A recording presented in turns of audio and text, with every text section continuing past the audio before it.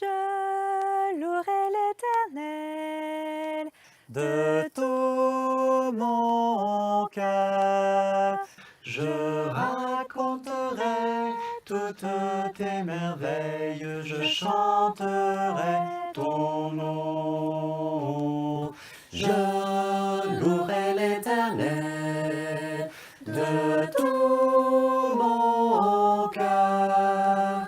Je ferai de toi le sujet de ma joie. Alléluia.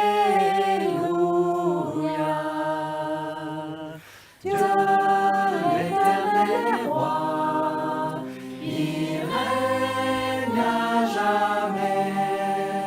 Pour le jugement, il dresse son trône, il jugera la terre. Dieu l'éternel est roi, il règne à jamais. Le monde verra la force de son bras. Alléluia. Dieu voit les opprimés, il élèvera, oui, leur refuge au temps des grandes détresses, son nom est leur salut. Dieu voit les opprimés, il élèvera, oui, il sauve les siens, car il est le Dieu saint. Alléluia.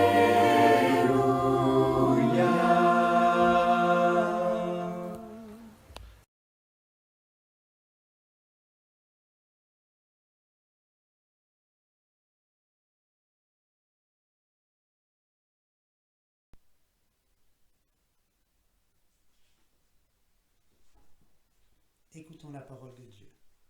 Psaume 97. L'Éternel règne, que la terre soit dans l'allégresse, que les îles nombreuses se réjouissent. La nuée et l'obscurité l'environnent. La justice et le droit sont la base de son trône. Un feu marche devant lui et embrase ses adversaires alentour. Ses éclairs illuminent le monde, la terre le voit et tremble. Les montagnes fondent comme la cire devant l'Éternel, devant le Seigneur de toute la terre. Les cieux annoncent sa justice, et tous les peuples voient sa gloire. Ils seront dans la honte tous ceux qui rendent un culte à une statue, ceux qui se félicitent des faux dieux. Tous les dieux se prosternent devant lui. Sion l'entend et se réjouit.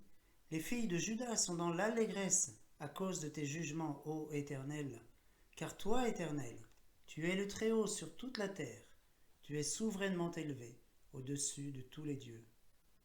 Vous qui aimez l'Éternel, haïssez le mal. Il garde les âmes de ses fidèles. Il les délivre de la main des méchants. La lumière est semée pour le juste, et la joie pour ceux dont le cœur est droit. Juste, réjouissez-vous en l'Éternel, et célébrez son saint nom.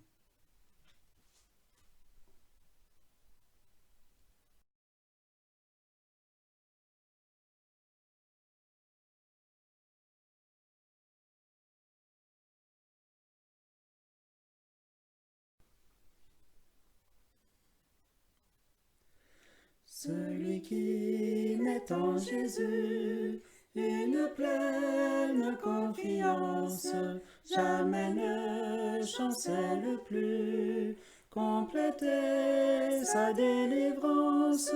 par la foi. Oui, par la foi, nous marcherons. Par la foi. Oui, par la foi, nous triomphons. Par la foi. Oui, par la foi, mon Rédempteur me rendra plus que vainqueur. Dans les jours d'adversité, quand tu sens gronder l'orage, regarde en sécurité, à Christ et reprends courage. Par la foi. Oui, par la foi, nous marcherons. Par la foi. Oui, par la foi, nous triomphons. Par la foi, Oui, par la foi, Rédempteur, mon Rédempteur me rendra plus que vainqueur.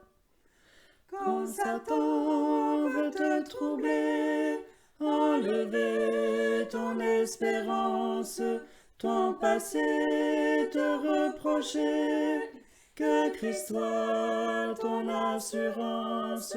par la foi, Oui, par la foi, marcherons, nous marcherons. par la foi, Oui, par la foi, triomphons, nous triomphons. par la foi, Oui, par la foi, Rédempteur, mon Rédempteur me rendra plus que vainqueur.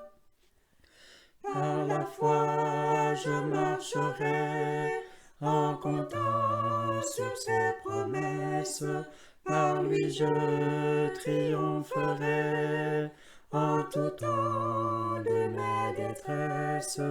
par la foi, Oui, par la foi, marcherons, nous marcherons. par la foi, Oui, par la foi, triomphons, nous triomphons. par la foi, Oui, par la foi, Rédempteur, mon Rédempteur me rendra plus que vainqueur.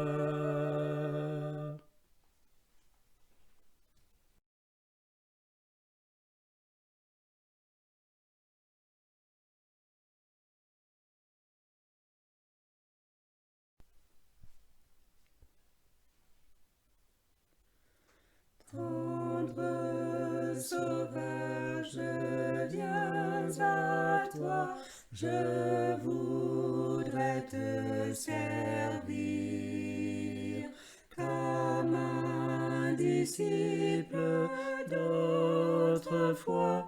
Je veux me soumettre à ta loi, te croire et t'obéir.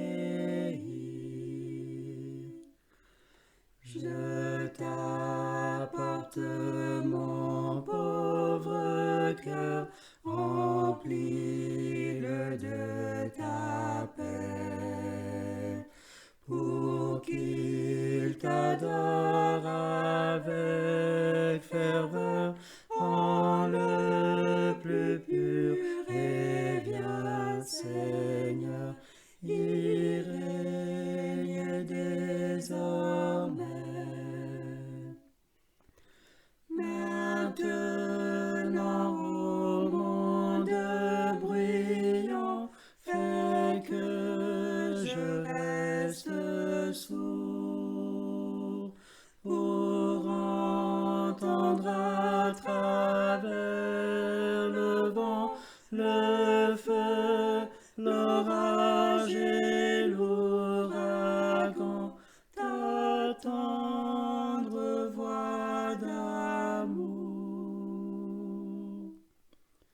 Seigneur, à tes pieds je me tiens, calme et silencieux. Je sais que je suis l'un des tiens, et pour jamais que j'appartiens au royaume des cieux.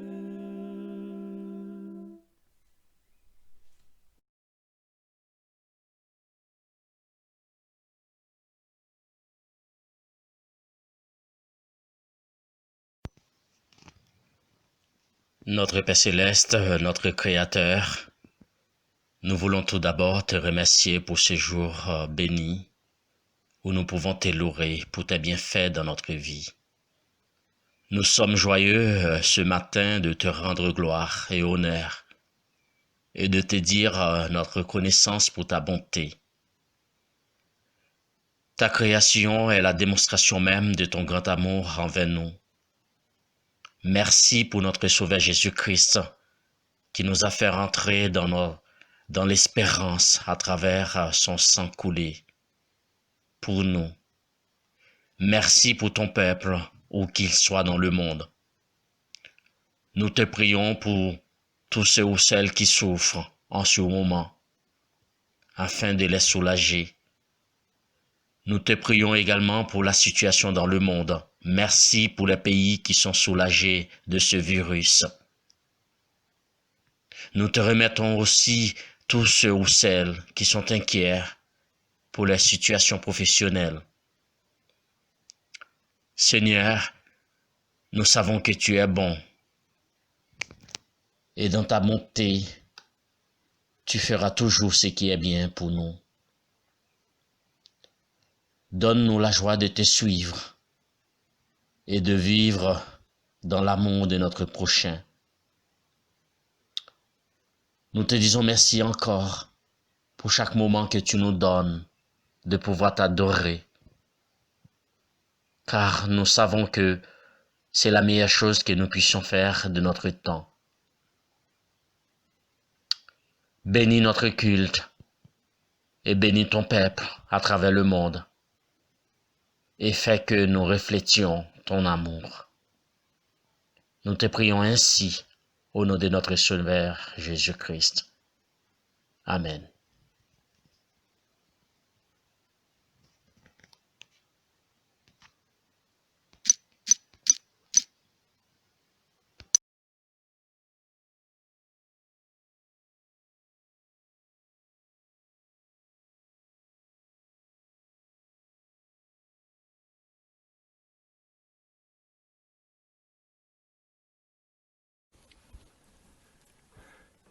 Et me voilà, et vous aussi, nous sommes face l'un à l'autre, ou les uns aux autres, grâce aux vidéos.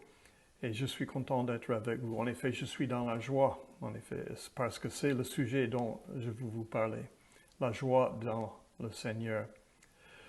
Juste avant de commencer à préparer ce message, comme vous venez de voir, Météo France a annoncé la possibilité des orages avec de fortes rafales de vent possibles.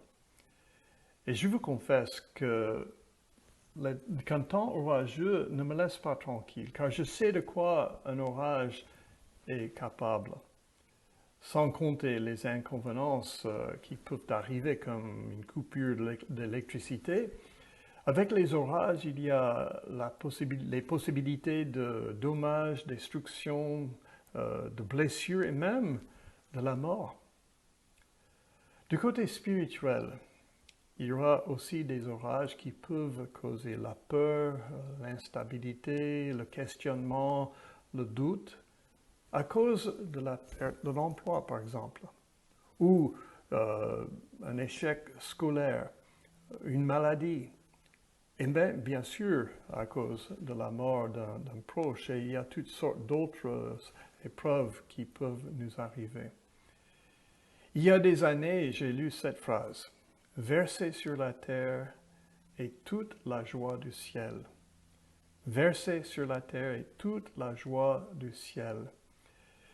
Selon les actions de Dieu que nous connaissons bien et ses promesses accomplies, lorsque nous y réfléchissons, nous nous rendons compte que c'est vrai, n'est-ce pas? Dieu a versé la joie du ciel sur la terre. La joie authentique ne peut venir que de Dieu. Et cette joie-là, l'un des éléments du fruit de l'esprit se développe avec la maturité du chrétien et se voit dans sa manière de vivre et de faire face à la vie. Elle ne dépend pas des circonstances, des épreuves, des orages. Cette joie authentique, une vraie réjouissance, c'est ainsi un avantage réel dans la vie du chrétien en toutes sortes de manières et en toutes sortes de circonstances. Ce qui est plus les circonstances douloureuses et difficiles, les orages qui menacent notre foi, et ainsi notre relation avec Dieu et bien sûr nos relations les uns avec les autres, ces orages ne peuvent pas nous dérober cette joie authentique. Cette joie ne se trouve qu'en Dieu. et n'est nullement temporaire ou passagère. Elle persiste, même au milieu des orages de la vie. 1 Pierre 1, le verset 6 le dit comme ceci: « Vous vous en réjouissez même, s'il faut, que maintenant vous soyez attristés pour un peu de temps, par toutes sortes d'épreuves. » Malheureusement, nous, les êtres humains, nous avons la tendance de chercher la joie, ce bonheur intérieur, au mauvais endroit.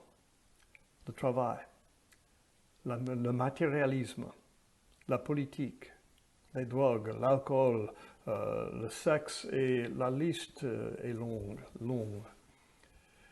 Est-ce qu'il y a vraiment de bonheur profond dans ces choses?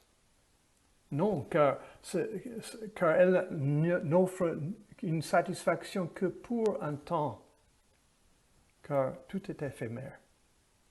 Ecclésiaste 5, verset 10 dit: plus quelqu'un a de bien, plus nombreux sont ceux qui vivent à ses dépens.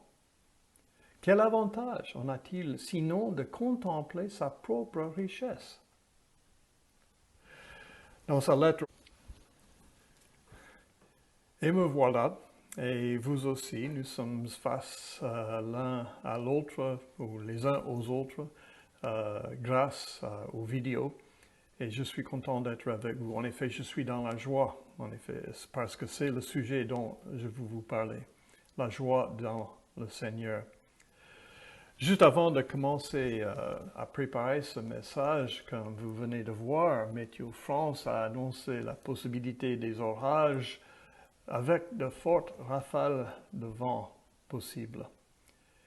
Et je vous confesse qu'un temps orageux ne me laisse pas tranquille, car je sais de quoi un orage est capable. Sans compter les inconvénients qui peuvent arriver comme une coupure d'électricité. Avec les orages, il y a les possibilités de dommages, destruction, de blessures et même de la mort. Du côté spirituel, il y aura aussi des orages qui peuvent causer la peur, l'instabilité, le questionnement, le doute, à cause de la perte de l'emploi, par exemple, ou un échec scolaire, une maladie, et bien sûr à cause de la mort d'un proche, et il y a toutes sortes d'autres épreuves qui peuvent nous arriver. Il y a des années, j'ai lu cette phrase: « Versez sur la terre et toute la joie du ciel. » Versez sur la terre et toute la joie du ciel. Selon les actions de Dieu que nous connaissons bien et ses promesses accomplies, lorsque nous y réfléchissons, nous nous rendons compte que c'est vrai, n'est-ce pas? Dieu a versé la joie du ciel sur la terre. La joie authentique ne peut venir que de Dieu. Et cette joie-là, l'un des éléments du fruit de l'esprit se développe avec la maturité du chrétien et se voit dans sa manière de vivre et de faire face à la vie. Elle ne dépend pas des circonstances, des épreuves, des orages.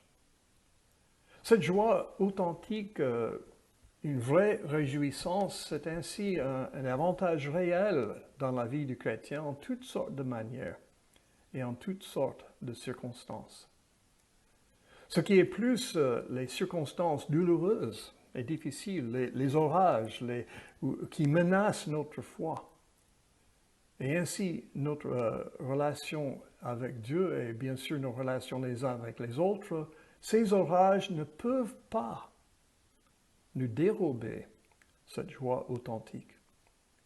Cette joie ne se trouve qu'en Dieu et n'est nullement temporaire ou passagère. Elle persiste, même au milieu des orages de la vie.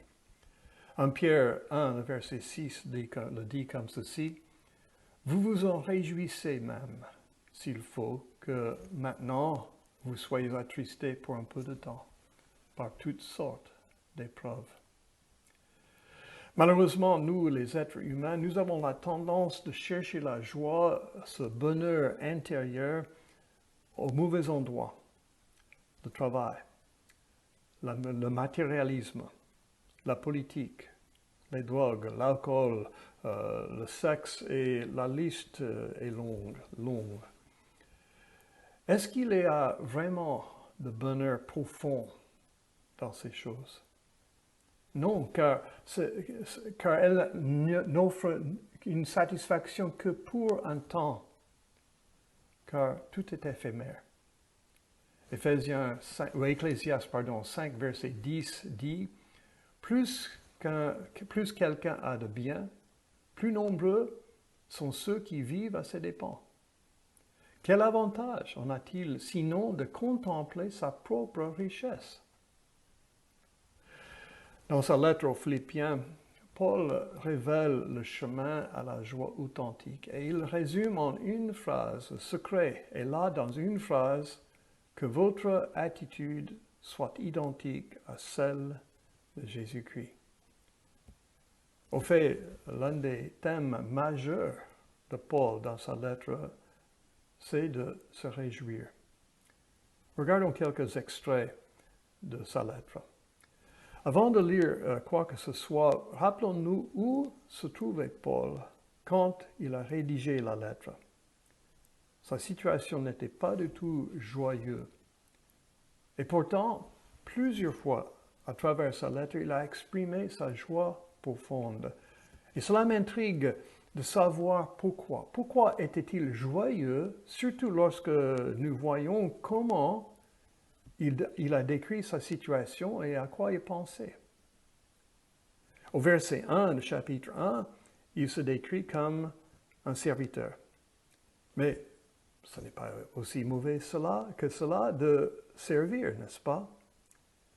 Cependant, au verset 12 et 13 de ce même chapitre, il s'est écrit comme prisonnier. Et c'était vrai, car il a écrit sa lettre d'une cellule en prison, probablement à Rome. Même sachant qu'il soit possible qu'il y meure, nous le trouvons joyeux, selon chapitre 2, versets 17-18. Écoutez ce qu'il a dit.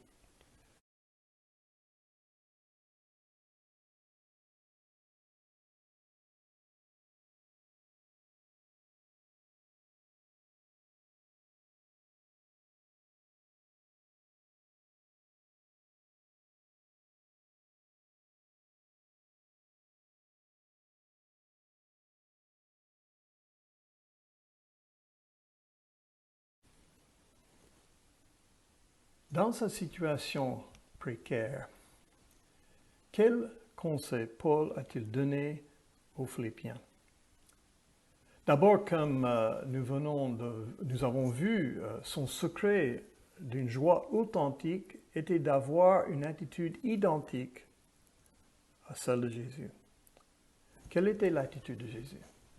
Bon, selon 2, versets 4 et 11, chapitre 2, 4 et 11, à 11, il explique que l'attitude de Jésus était, au lieu de considérer ses propres intérêts, il considérait ceux des autres. Quand nous faisons cela fait perdre de vue nos propres besoins et cela met en évidence ou l'accent sur les besoins des autres. Selon 4, verset 4, Paul les a conseillés, commandés même, d'être toujours joyeux. Réjouissez-vous toujours dans le Seigneur. Je le répète, réjouissez-vous. Ce qui m'intrigue, c'est qu'il a dit de toujours se réjouir, et lui, il languissait en prison en attendant son exécution. Le secret de sa joie perpétuelle, c'est qu'il l'a trouvé en Jésus. Ce qui est plus, Jésus lui aussi a enseigné cette attitude de joie, d'avoir de la réjouissance en toutes circonstances. N'a-t-il pas dit que quand nous sommes persécutés, nous devons nous réjouir? Matthieu 5, versets 11 et 12. Heureux seriez-vous lorsqu'on vous insultera, qu'on vous persécutera, qu'on répandra faussement sur vous toutes sortes de mal à cause de moi. Réjouissez-vous et soyez dans l'allégresse. Écoutez ce que Paul a écrit à Timothée, 2 Timothée 3, verset 12. Tous ceux qui veulent mener une vie fiable à Dieu dans l'union avec Jésus-Christ seront persécutés. Ce n'est pas un si ou un peut-être, mais une certitude. Je le répète, ce n'est pas un si ou un peut-être, mais une certitude, presque même une promesse. Et je crois ce que Paul a dit à Timothée. Mais pensez à ceci. Lorsque nous sommes persécutés, ça peut être un signe ou une affirmation que nous faisons quelque chose de juste. Et cela le met sous un angle complètement différent et positif. Jacques, dans un autre contexte, a écrit ceci. Jacques 1, versets 2 et 3. « Considérez-vous très heureux quand vous avez à passer par toutes sortes d'épreuves, car vous le savez, si votre foi résiste à l'épreuve, celle-ci produit la persévérance. » Comme exemple de mettre notre confiance en Dieu et d'avoir l'attitude de Jésus, qui donne une joie authentique, Paul a exhorté les Philippiens à faire plusieurs choses, et on va les lister. On a déjà vu 2 de ces choses, il y en a 7. En effet, ces conseils se lisent comme plutôt des commandes. En premier, il devait se réjouir. Au fait, il devait toujours se réjouir, et il l'a dit plusieurs fois. Deuxièmement, selon 2,4, comme Jésus, ils avaient à considérer les intérêts des autres en premier. Et cela changera pour nous aussi comment nous voyons les choses si nous le pratiquons. Troisièmement, en 3,8, je crois qu'il leur appelle à suivre son exemple, qui était de considérer tout comme une perte.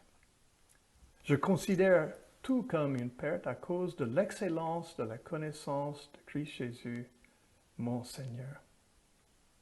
N'est-ce pas vrai que les choses de cette vie ne sont pas aussi importantes que nous croyons?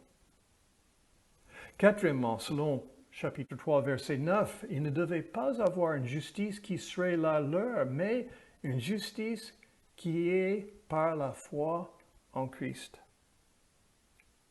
De plus, et cinquièmement, comme lui, il devait oublier ce qui est en arrière et tendre vers ce qui est en avant. Au fait, sixièmement, selon chapitre 4, versets 6 et 7, Paul leur a dit de ne s'inquiéter de rien, mais avec reconnaissance de faire connaître à Dieu leurs besoins. Et le résultat pour eux serait la paix en leur cœur. Ne vous inquiétez de rien, a-t-il dit, mais en toute chose, par la prière et la supplication avec des actions de grâce, faites connaître à Dieu vos demandes, et la paix de Dieu, qui surpasse toute intelligence, gardera vos cœurs et vos pensées en Christ Jésus. Et ce qui me frappe dans ce verset-là, ou ces versets-là, c'est que il me semble que la paix est associée à la joie. Il y a quelque chose de profond et qui résiste.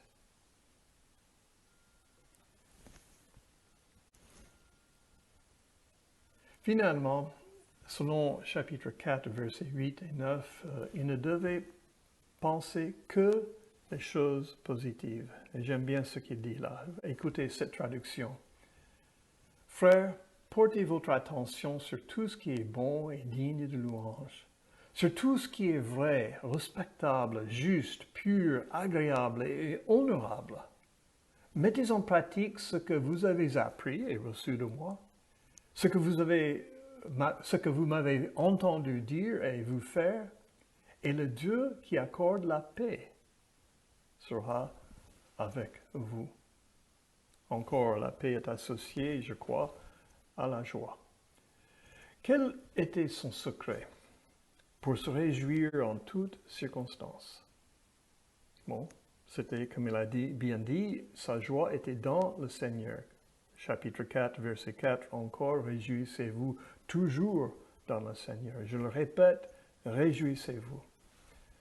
Paul avait ce que j'appelle une confiance profonde et sereine en Dieu. Il avait une confiance profonde que Dieu l'aimait et veillait sur lui, même en prison. Il est évident que Paul avait une attitude positive qui lui permettait d'être en paix et de se réjouir malgré ces circonstances. Chapitre 4, versets 12 à 14. Frères, je veux que vous le sachiez. Ce qui m'est arrivé a contribué en réalité à la progression de la bonne nouvelle. C'est ainsi que tous, dans le palais du gouverneur ou ailleurs, savent que je suis en prison pour le service du Christ. En me voyant en prison, la plupart des frères ont gagné en confiance dans le Seigneur de sorte que, de plus en plus, ils osent annoncer sans crainte la parole de Dieu. Paul avait de la joie, une confiance sereine, une confiance profonde, et il n'est pas surprenant que cela a contribué au zèle des autres à évangéliser sans crainte. Notre paix, notre joie, notre confiance, notre sérénité, cela en nous, tout comme c'était en Paul, est un exemple aux autres afin qu'ils aient le même en eux. Pour Paul, Jésus était sa vie. Chapitre 1, versets 18 à 21. Je continuerai même à m'en réjouir, car je sais que tout cela tournera à mon salut grâce à vos prières et à l'aide que m'apporte l'Esprit de Jésus-Christ. En effet, selon ce que j'attends et que j'espère vivement, je n'aurai aucune raison d'être honteux. Au contraire, maintenant, comme toujours, avec une pleine assurance, je manifesterai la grandeur du Christ par tout mon être, soit en vivant, soit en mourant. Car pour moi, la vie, c'est le Christ, et la mort m'est un gain. Que notre vie soit le Christ, et notre mort un gain. Que vous bénisse. Amen.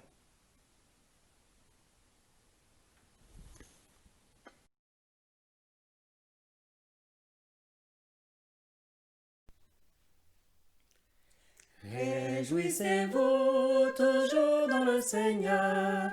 Réjouissez-vous toujours dans le Seigneur.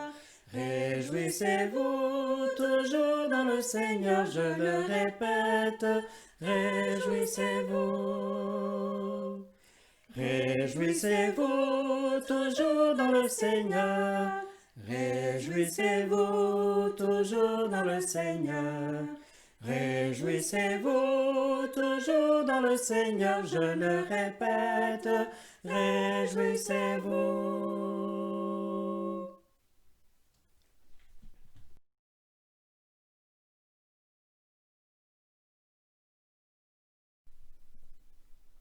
Toujours ta divine présence.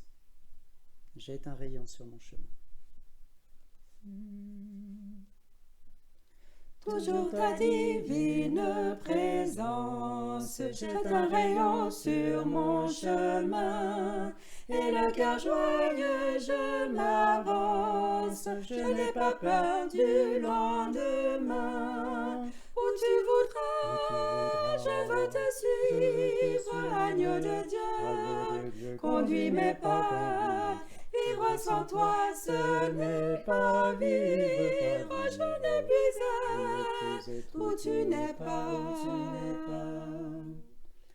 Oh, que jamais rien ne me voile, ton doux regard bien-aimé roi. Dans le danger brillante étoile, garde mes yeux fixés sur toi. Où tu voudras, je veux te suivre, agneau de Dieu, conduis mes pas. Vivre sans toi, ce n'est pas vivre, je ne puis être où tu n'es pas. Auprès de toi, la vie est belle, c'est le bonheur, la liberté. C'est une jeunesse éternelle, c'est le ciel, la félicité. Où tu voudras, je veux te suivre, agneau de Dieu, conduis mes pas. Vivre sans toi, ce n'est pas vivre, je ne puis être où tu n'es pas.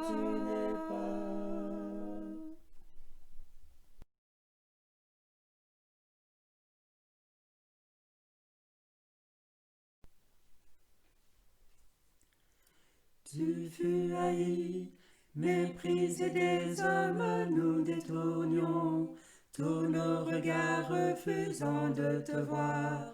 De ton plein gré tu souffris pour nous. Tu n'as rien dit, muet tel l'agneau qu'on mène à l'abattoir. Le châtiment sur toi, c'est la paix sur nous. Pour nos péchés percés par des clous. Les meurtrissures, c'est toi qui les pris. Par tes blessures, nous sommes guéris. Et Dieu exalte à jamais ton saint nom. Il t'a fait roi des nations. Jésus, c'est le nom qui nous sauve.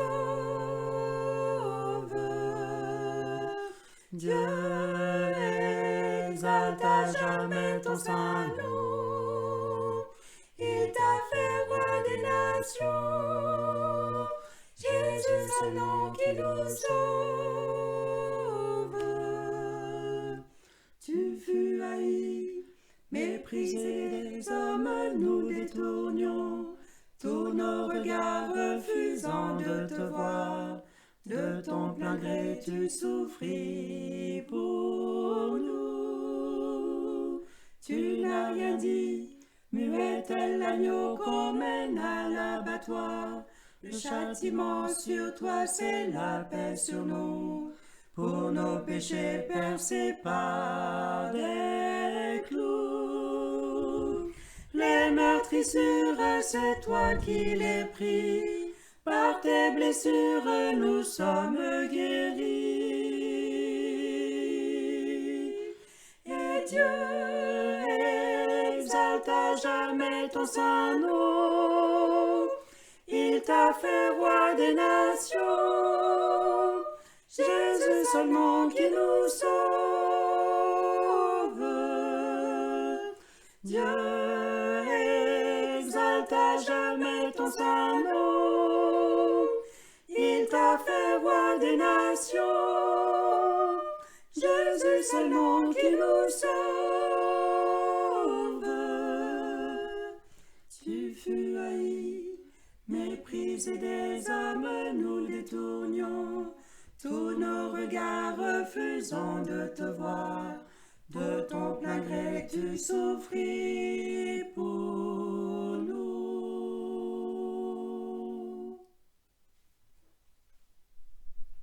Bonjour sœurs, frères et sœurs en Christ. Nous sommes arrivés au moment de partager le repas du Seigneur qui est composé de pain et de vin dont le Saint-Esprit aura la charge de transformer. Nous savons que l'amour de Dieu consiste à garder ses commandements. Qu'ai-je venu faire Jésus, Fils de Dieu, dans le monde? Nous avons la réponse dans Jean 3, 17.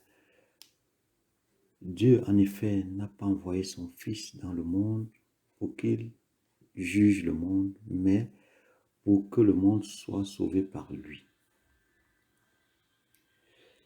Jésus-Christ a parfaitement exécuté ce plan divin de Dieu pour le sauvetage de l'homme à la croix par son corps et son sang jusqu'à dominer les ténèbres et d'en ressusciter afin que l'homme soit justifié, sanctifié, réconcilié avec Dieu, guéri de toutes les maladies et débarrassé de sa nature adamique.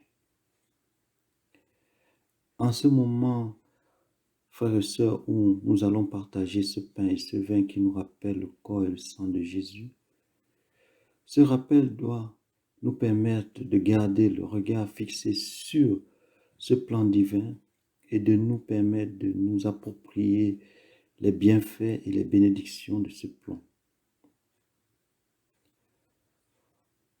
Nous allons donc prier Dieu afin de bénir ce pain et ce vin.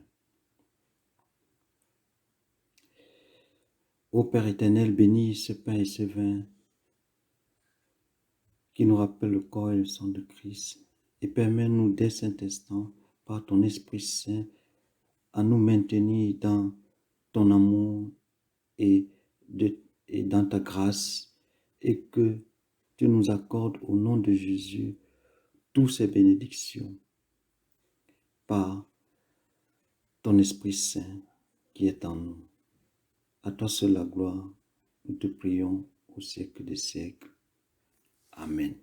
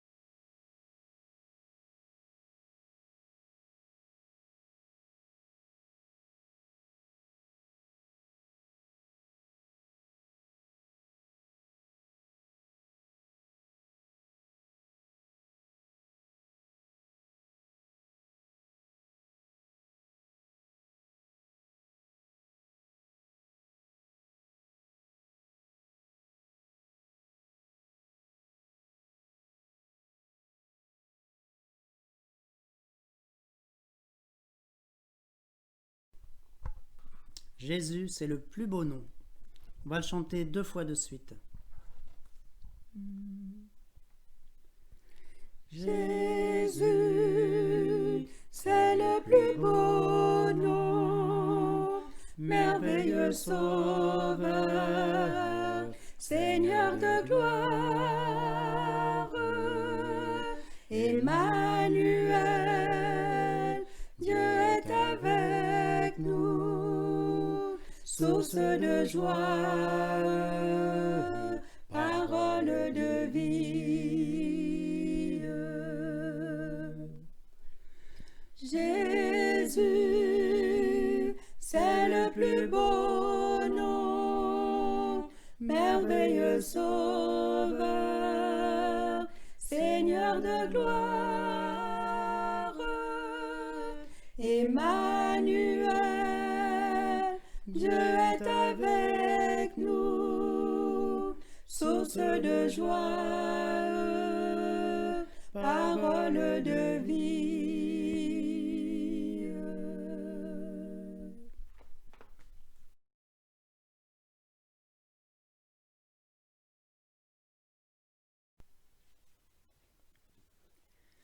Je vis d'espérance, d'amour et de foi, et mon chant s'élance vers toi, divin roi.